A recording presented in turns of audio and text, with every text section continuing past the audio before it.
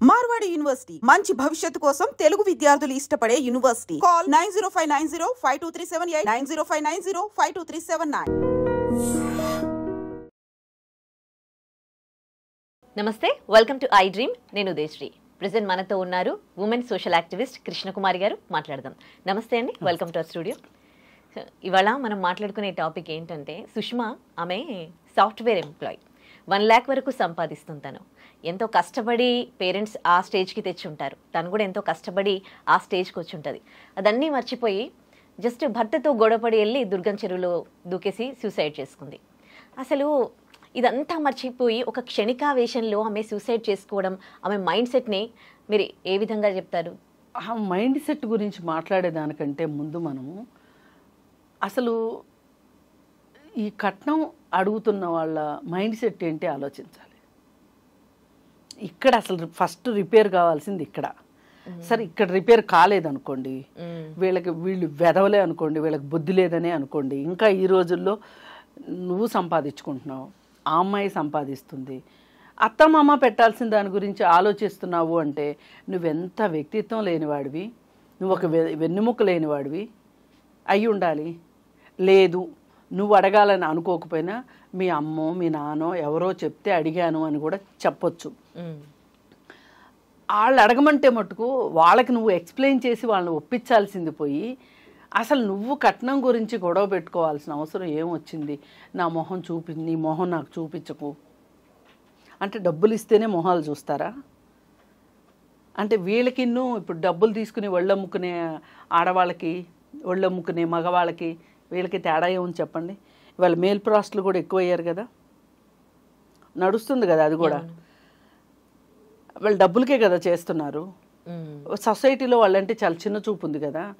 మరి ఇప్పుడు వాళ్ళకిన్నూ మీరు ఒక పెళ్లి కొడుకు హోదాలో డబ్బులు ఇస్తేనే నీ మొహం చూస్తాను, డబ్బులు ఇస్తేనే నీతో మాట్లాడతాను, డబ్బులు ఇస్తేనే నీతో కాపురం చేస్తాను అని ఒక బార్టర్ సిస్టమ్ లాగా నువ్వు మాట్లాడుతున్నావు, మార్కంలాగా మాట్లాడుతున్నావు అంటే అసలు నువ్వు చదువుకున్నోడువేనా? ఈ కాలం మనిషివేనా? అక్కడికి నీకు బుల్లెట్ బైక్ పెట్టారంట, బంగారం ఏదో తక్కువైంది, దాని గురించి నువ్వు పేచీలు పడుతున్నావు అంటే ఇక్కడ మనం సరే ఇతని మనోగతం ఇలా ఉంది, ఇతను ఒక వెనకబడిన మనిషి అనుకోండి, ఒక ఏమనాలి, ఒక ఆటవిక మనస్తత్వం ఉంది అనుకోండి. సరే, ఆ అమ్మాయి ఎలా ఆలోచించాలి వాళ్ళ? అదే కదా, అది కూడా ఇప్పుడు మనం ఆలోచించాల్సింది ఏంటంటే, ఇలాంటి వాళ్ళు ఇలా ఉంటే వీళ్ళు మారలేదు. సరే, ఇప్పుడు మార్పు అనేది ఆడవాళ్ళకి బాగా సాధ్యమైన పని నన్ను అడిగితే. ఒకప్పుడు వంటింట్లో ఉండేవాళ్ళం, అదే కదా, అసలు మీకు చదువు అక్కర్లేదు అంటే కోట్లాడి చదువుకున్న వాళ్ళం, ఉద్యోగం అక్కర్లేదు అంటే ఉద్యోగం చేస్తున్న వాళ్ళం. ఇప్పుడు ఇంకా చాలా చాలా మార్పులు వచ్చినాయి. కానీ మనము ఎందుకు ఈ వచ్చిన మార్పులన్నిటినీ మనం ఒక ఉద్రేక మనస్తత్వంలోనో లేకపోతే ఒక ఓడిపోయాము అనే ఒక భావనలో నుంచో, అంటే నేను అనుకున్నట్లుగా జీవితం లేదు అనే ఒక బాధలోనో మీరు ఇలాంటి నిర్ణయాలు తీసుకునే కన్నా ఒక రకంగా మీరు ఇలాంటి వాళ్ళకి బుద్ధి చెప్పటం కోసం మీరు చేయాల్సింది ఏంటి అంటే, అసలు ముందుగా తల్లిదండ్రి కుదిర్చారు, గుడ్డిగా పెళ్లి చేసుకోవడం లాగా కాకుండా ప్రతి ఆడపిల్ల ఈరోజు అడగాల్సింది ఏంటి అంటే, నాకు ప్రీ మ్యారిటల్ కౌన్సిలింగ్ కావాలి. నేను పెళ్ళికి ముందు అతనికి నేను అతనికి అర్థం కావాలి అంటే, ఇప్పుడు ఇవాళ ఉన్న సొసైటీలో మన కండిషన్స్లో డేటింగ్ ఒప్పుకోరు. డేటింగ్ అంటే అదే కదా ఒక రకంగా. డేటింగ్ అంటే కొంచెం సుదీర్ఘకాలం కొనసాగుతుంది. ఈ కౌన్సిలింగ్ అంటే ఏంటి అంటే, ఎవరో తెలియని వ్యక్తి ముందు కూర్చుంటాం మనం వెళ్ళి, ఒక క్వాలిఫైడ్ పర్సన్ ముందు. నా మనోగతం ఏంటో నేను చెప్తాను, మీ మనోగతం ఏంటో మీరు చెప్తారు. చెప్పిన తర్వాత ఈ ఇద్దరికి అసలు మ్యాచ్ అవుతుందో లేదో చెప్తారు వాళ్ళు. అసలు కంపాటబిలిటీ ఏంటి అనేది చెప్తారు. ఇప్పుడు జీవితం గురించి మీరు ఒకలా అనుకుంటున్నారు, నేను ఒకలా అనుకుంటున్నాను. ఇది ఉత్తర దక్షిణ ధ్రువంలా ఉందనుకోండి. ఇది ఒక రకమైన ఇవాళ అభివృద్ధి చెందిన సైంటిఫిక్ జ్యోతిషం అనుకోండి. పోనీ జ్యోతిషాల్లో ఇదే కదా చెప్తారు, ఏంటి పాము ముంగీస వచ్చింది, ఆ పిల్లి ఎలుక వచ్చింది అంటే జాతకాల్లో వీళ్ళ రాసులను బట్టి చెప్తారు కదా. అవన్నీ పక్కన పెట్టండి, అవి కూడా నమ్మేవాళ్ళు నమ్ముతున్నారు, నమ్మండి. ఇవాళ చాలా జాతకాలు చూసిన పెళ్ళిళ్ళు కూడా ఫెయిల్ అవుతున్నాయి, అది వేరే విషయం. కానీ ఈ ప్రీ మ్యారిడ్ ఇవాళ మనం చదువుకున్నాము, మంచి మంచి సంస్థల్లో ఉద్యోగాలు చేస్తున్నాము, నెలకు ₹1,00,000 ఉద్యోగం అంటే అదేం చిన్న విషయం కాదు. అలాంటప్పుడు ప్రీ మ్యారిటల్ కౌన్సిలింగ్ కి డిమాండ్ చేయండి, ఆడపిల్లలు డిమాండ్ చేయండి. పోనీ ఓకే, మీరు ప్రీ మ్యారిటల్ కౌన్సిలింగ్ అంటున్నారు కదా, మరి అట్లా అంటే ప్రేమించి పెళ్లి చేసుకుంటారు, ఒకరితో ఒకరు అంటే లివింగ్ టుగెదర్ ఉంటారు, కొన్ని ఇయర్స్ వాళ్ళు ఒకరి గురించి ఒకరికి కంప్లీట్ గా తెలుసు. అలాంటి వాళ్ళు కూడా పెళ్లి చేసుకున్నాక వాళ్ళ మధ్యలో గొడవలు కావడం, మాట అడిగారు, సూసైడ్లు చేసుకోవడమే జరుగుతాయి కదా. మీరు అడిగింది 100% కరెక్ట్. కానీ ఈ ఒక సైకాలజిస్ట్ దగ్గర కూర్చొని మాట్లాడితే ఏమవుతుంది అంటే, నేను నా మనస్తత్వాన్ని దాచాలన్నా నేను దాయలేను. ఓకే, ఒక 4 రకాల టెస్టులు ఉంటాయి అక్కడ. ఈ 4 రకాల టెస్టుల్లో క్వశ్చనీర్స్ ఉంటాయి. అవి నేను ఫిల్ చేసి ఇచ్చిన దాన్ని బట్టి, నేను చెప్పిన సమాధానాలను బట్టి నాకు కొన్ని బొమ్మలు చూపిస్తారు. బొమ్మలు చూపించి ఈ బొమ్మలో మీకు ఏం కనిపిస్తుంది అని అడుగుతారు. ఏ ఇద్దరు మనుషులు ఒకటే చెప్పరు. ఆల్రెడీ ఇది ప్రీ మ్యారిటల్ కౌన్సిలింగ్ ఉంది, ఎక్కడెక్కడ? రోష్ని కౌన్సిలింగ్ సెంటర్ లో ఉంది. ఏ సైకాట్రీ హాస్పిటల్లోనైనా ప్రీ మ్యారిటల్ కౌన్సిలింగ్ సెంటర్స్ బోర్డులు ఉన్నాయి. ఇవాళ కాదండి, మీకు ఫోన్లు వచ్చేసినాయి, ఎక్కడ షాపింగ్ చేస్తారో మీకు నియర్ బై ఎక్కడ ఏమున్నాయో తెలుసు. పలానా స్టోర్ ఎక్కడుందో అంటే కిలోమీటర్లతో సహా, ట్రాఫిక్ ఎక్కువ ఉంటే ఎంతసేపు పడుతుంది, ట్రాఫిక్ లేకపోతే ఎంతసేపు పడుతుంది తెలుసుకోగలుగుతారు. ఇప్పుడు ఫేస్లో చేంజెస్ వచ్చినాయి అంటే బ్యూటీ కోసం అని చెప్పి ఫిల్లర్స్ వేయించుకోవాలా, లేకపోతే ఇంకోటి చెక్కించుకోవాలా, మెత్తించుకోవాలా, అన్నీ తెలుస్తున్నాయి మనకి. కానీ మన జీవితంలో ఏది తీసేయవలసింది, ఏది నేర్చుకోవలసింది అనేది తెలుసుకోకపోతే ఎట్లా? ఇందాక మీరు అన్నారు అంటే మైండ్ సెట్, ఒకప్పుడు ఆడవాళ్ళు ఇంట్లోంచి బయటకు వచ్చేవాళ్ళు కాదు, ఇంట్లో హౌస్ వైఫ్గా ఉండేవాళ్ళు. తర్వాత ఇప్పుడు ఈ మగవాళ్లతో ఈక్వల్గా జాబ్స్ చేస్తూ ఉన్నారు. కొంతమంది సూసైడ్ చేసుకుంటున్నారు, కొంతమంది చంపుతున్నారు కూడా. రీసెంట్గా హనీమూన్కి వెళ్ళి భర్తను చంపింది. అండ్ కొంతమంది లేడీస్ ఏం చేస్తున్నారంటే ఒకరి కోసం అంటే ఇల్లీగల్ అఫైర్స్ పెట్టుకొని పిల్లల్ని చంపిన వాళ్ళని కూడా చూస్తూ ఉన్నాం. అంటే చాలా డ్రాస్టిక్ చేంజ్ వచ్చేస్తుంది మహిళల్లో. అంటే 2 కైండ్ ఆఫ్ మైండ్ సెట్స్ని మనం చూస్తున్నాం, డిఫరెంట్ టైప్స్ ఆఫ్ మైండ్ సెట్స్ని చూస్తూ ఉన్నాం. ఈ చేంజెస్ని ఎట్లా చూస్తారు? రాను రాను ఏం జరుగుతోంది అంటే నేను మీకు ఒక చిన్న ఎగ్జాంపుల్ చెప్తా. ఇప్పుడు 100 మందిని తీసుకుందాం. 100 మంది భర్తల్ని, 100 మంది భార్యల్ని తీసుకుందాం. ఇదివరకు వేధింపులు 80% మగవాళ్ళు వేధింపులు చేసేవాళ్ళు, 80% వేధింపులకి గురయ్యేవాళ్ళు మహిళలు. ఇది కొంచెం పర్సంటేజ్ మారుతూ ఉంది కాస్త. అటు వేధింపులు చేసేవాళ్ళు తగ్గారు, ఇటు అవసరమైతే వీళ్ళు కూడా వేధింపులు చేయగలిగిన వాళ్ళు తయారవుతున్నారు అటు సైడ్ నుంచి. అంటే దీని అర్థం మా హక్కుగా, ఇది మగవాడి జన్మ హక్కు అన్నట్లుగా ఆడవాళ్ళతో వ్యవహరించే మగవాళ్ళు ఉన్నారు. నువ్వు ఇలా వ్యవహరిస్తే కుదరదు అని చెప్పగలిగే ధైర్యం ఉన్న ఆడవాళ్ళు ఉన్నారు. ఇలా అంటే ఈ పర్సంటేజెస్లో చేంజెస్ వస్తున్నాయి. ఒకప్పుడు భార్యల్ని కిరోసిన్ పోసో, లేకపోతే గ్యాస్ ఇప్పో, లేకపోతే ఇంకోటో చంపేసి ఉరేసో ఏదో ఒకటి ఎక్కువ మంది ఆడవాళ్ళు చనిపోతుండేవాళ్ళు. ఇప్పుడు అక్కడొకళ్ళు మగవాళ్ళు చచ్చిపోతున్నారు ఆడవాళ్ళ చేతిలో. అయినంత మాత్రాన ఈ మగవాళ్ళు చేసినన్ని ఆడవాళ్ళు చేస్తున్నారు అని అనుకోవడం చాలా పొరపాటు. ఈ పర్సంటేజ్లో ఎప్పుడు కూడా డిఫరెన్స్ ఉంటుంది, మగవాళ్ళది హై ఉంటుంది. అంటే నేను వాళ్ళని ఏదో ఒక క్రూరులుగా చూడట్లేదు, వాళ్ళకి అవకాశాలు ఎక్కువ ఉన్నాయి. ఇవాళ మహిళలకు కూడా అవకాశాలు వస్తున్నాయి. కాబట్టి ఆ అవకాశాన్ని వీళ్ళు మంచికి వాడటం కన్నా చెడుకి వాడాలని వాళ్ళని చూసి వీళ్ళు నేర్చుకుంటున్నారు. ఈక్వాలిటీ వచ్చేస్తుందేమో కొన్ని డేస్ అయితే. ఇప్పుడు అంత ఈక్వాలిటీయే వచ్చింది అనుకోండి, నాశనం అయ్యేది ఎవరు? మనమేగా. ఆ ఈక్వాలిటీ రావద్దు, ఈ విషయంలో ఈక్వాలిటీ రావద్దని కోరుకుందాం. రావాల్సిన విషయాల్లో ఈక్వాలిటీ వస్తే అసలు హింసే ఉండదు. ఫ్యామిలీలో డెమోక్రటిక్ రిలేషన్షిప్స్ ఉన్నాయి అనుకోండి, అంటే నా మాటకి మీరు విలువిస్తే మీ మాటకి నేను విలువ ఇవ్వాలి అనే ఒక ఒప్పందం ఏదన్నా ఉంది అనుకోండి మన మధ్యలో, తప్పు ఎవరు చేసినా తప్పే అనేది వచ్చింది అనుకోండి, ఇంకా గొడవలు ఎందుకు వస్తాయి చెప్పండి? రావు కదా. ఎవరైతే మాకు ఎక్కువ హక్కులు ఉన్నాయి, ఎక్కువ పెత్తనం ఉంది, మేము ఏమైనా చేస్తాము అనే వాళ్ళు ఉంటేనే కదా గొడవలు వచ్చేది. అందుకని ఎవరిని ఇబ్బంది పెడుతున్నారు అనే దానికన్నా ఎవరు ఇబ్బంది పెట్టొద్దు అనే ఒక ఉద్దేశంలోకి మనుషులు వెళ్ళామనుకోండి, అప్పుడు అసలు ఇలాంటి వాటి గురించి మాట్లాడుకోవాల్సిన అవసరం లేదు. అందుకే అమ్మాయిలు ఫస్ట్ మీరు ప్రీ మ్యారిటల్ కౌన్సిలింగ్ అడగండి. ఓకే, మ్యారేజ్ బిఫోర్, ఇప్పుడు మ్యారేజ్ అయ్యింది, ఓన్లీ అదనపు కట్నం కోసం ఈ సుష్మా చనిపోయింది కాబట్టి ప్రీ మ్యారిటల్ కౌన్సిలింగ్ అంటున్నారు. మరి పెళ్ళయ్యాక ఇల్లీగల్ ఎఫైర్స్ పెట్టుకొని పిల్లల్ని చంపేస్తున్న వాళ్ళని, అలాగే పెళ్లి ఇష్టం లేక బలవంతం పెళ్లి చేసుకుని భర్తలను చంపేస్తున్న వాళ్ళని, మరి వీటి సంగతి ఏంటి? నేను ఇందాక అందుకే మీకు పర్సెంటేజ్ చెప్పాను. వేరే మహిళలతోటి వివాహేతర సంబంధాలు విలువ ఎందుకు లేదు, వేరే మహిళలతో వివాహేతర సంబంధాలు పెట్టుకొని భార్యలను చంపిన భర్తలు బోల్ మంది ఇదివరకు ఉండేవాళ్ళు, వాళ్ళ పర్సంటేజ్ ఎక్కువ ఉండేది. ఇప్పుడు మీరేమంటున్నారు, వేరే వారితో వివాహేతర సంబంధాలు పెట్టుకుని భర్తలను చంపుతున్నారు అంటున్నారు. మీరు డేటా తీయండి.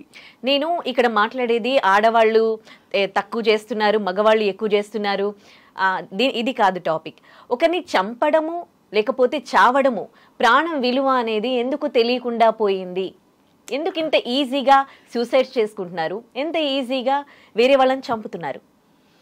ఇలాంటి కల్చర్ ఎందుకు వచ్చింది, ఎక్కడి నుంచి వచ్చింది?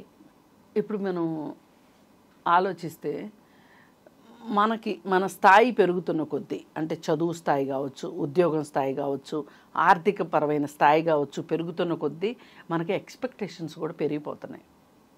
ఈ ఎక్స్పెక్టేషన్స్కి రీచ్ కానప్పుడు, అంటే మనం ఇలా కావాలి అని కోరుకుంటున్నాం. ఇలా కావాలి అని కోరుకుంటున్నప్పుడు అవి ఏ రోజైతే మనకు అందుబాటులోకి రాకుండా అయిపోతాయో అప్పుడు ఆలోచన స్థానంలో ఆవేశం వస్తుంది. ముందు ఎవరైతే ఆలోచిస్తారో ఆవేశపడకుండా వాళ్ళు సమస్యల్ని ధీటుగా ఎదుర్కోగలుగుతారు, సరి అయిన ఫలితాలను పొందగలుగుతారు.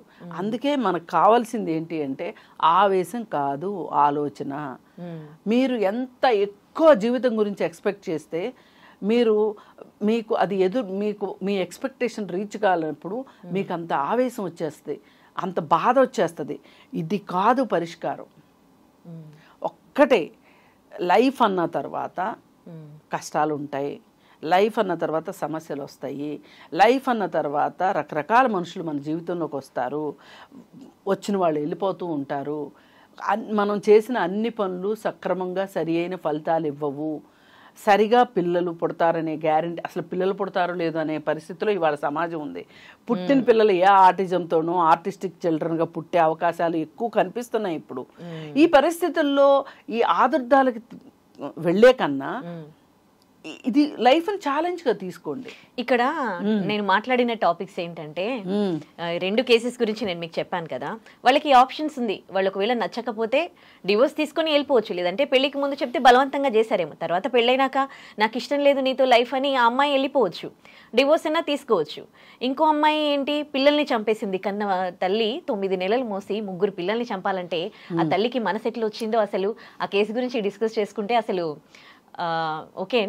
ఇట్లా అంటే వాళ్ళకి ఆప్షన్స్ ఉన్నాయి. ఒకవేళ నీకు నీ హస్బెండ్తో ఉండడం ఇష్టం లేదు, డైవర్స్ తీసుకో, వెళ్ళిపో. పిల్లల్ని ఎందుకు చంపడం? అక్కడ ఆ కేసులో కూడా అంతే, నువ్వు హస్బెండ్తో డైవర్స్ తీసుకో, లేకపోతే విడిపోండి. ఎందుకు చంపడం అనేది ఎందుకు ఆప్షన్ అవుతుంది? ఇక్కడ చంపడమో చావడమో ఎందుకు ఆప్షన్ అవుతుంది అంటే నేను అదే చెప్తున్నా, వీళ్ళు చాలా ఎక్స్పెక్టేషన్స్ ఉంటున్నాయి లైఫ్ మీద. ఈ ఎక్స్పెక్టేషన్స్కి రీచ్ కానప్పుడు వీళ్ళు ఆవేశం వచ్చేస్తుంది. సమస్య వెంటే పరిష్కారం ఉంటుంది అనే ఒక కనీస జ్ఞానం ఉండట్లేదు వీళ్ళకి. ఆ ఆవేశంతో వీళ్ళు జీవితం అంటే నేను ఇంత కష్టపడుతున్నాను, నిజమే కష్టపడింది జీతం రాదు, ఇంత కష్టపడుతున్నాను మరి నేను ఇంత కష్టపడుతున్నప్పుడు నేను అనుకున్నట్లుగా నా జీవితం ఉండాలి అని అనుకుంటున్నారు వీళ్ళు. కానీ ఒక్కటి గుర్తుపెట్టుకోండి, పెద్ద పెద్ద సిద్ధాంతాలకే పరిధులు పరిమితులు ఉన్నప్పుడు మన జీవితాల్లో మనం అనుకున్నట్లు జరగాలని గ్యారంటీ ఎక్కడ? నేను అదే చెప్తున్నా.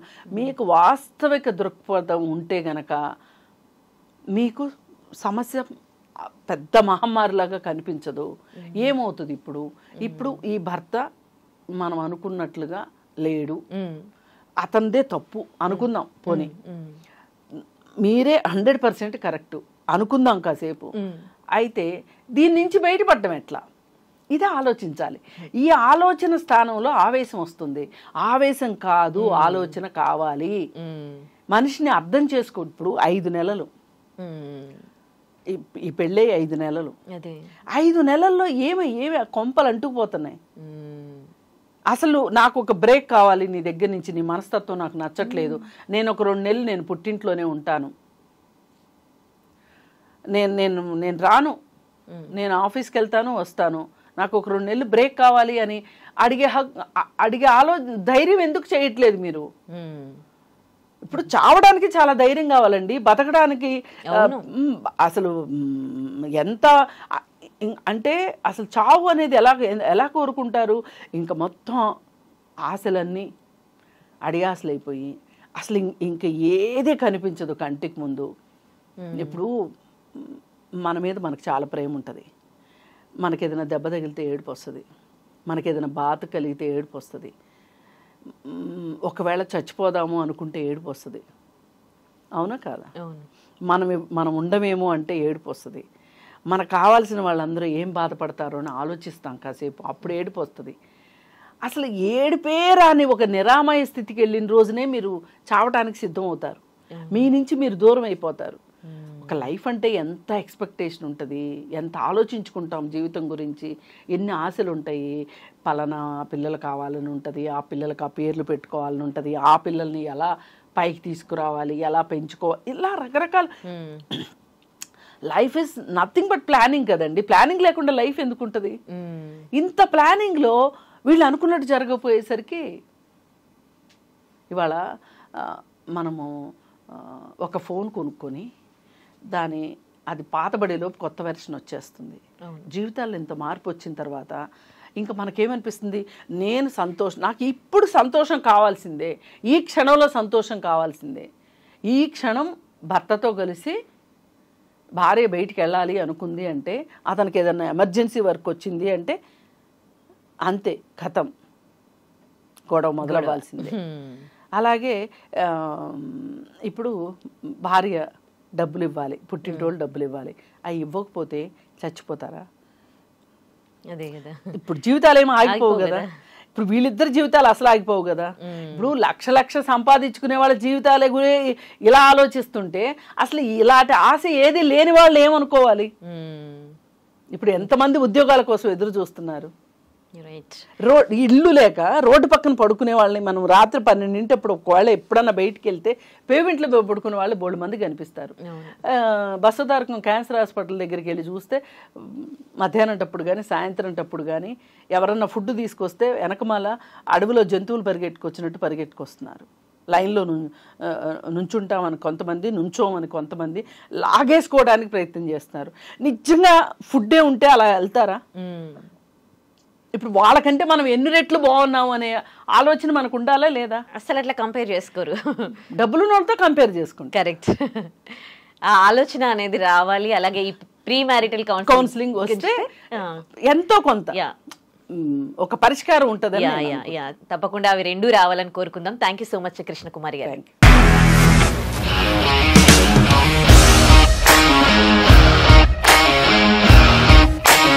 ఇండస్ట్రీలో కమిట్మెంట్ ఇష్యూస్ వస్తే నీకు కూడా వచ్చినట్టు? మార్నింగ్ తీసుకెళ్ళాడంటే కొట్టి పడేసాడు.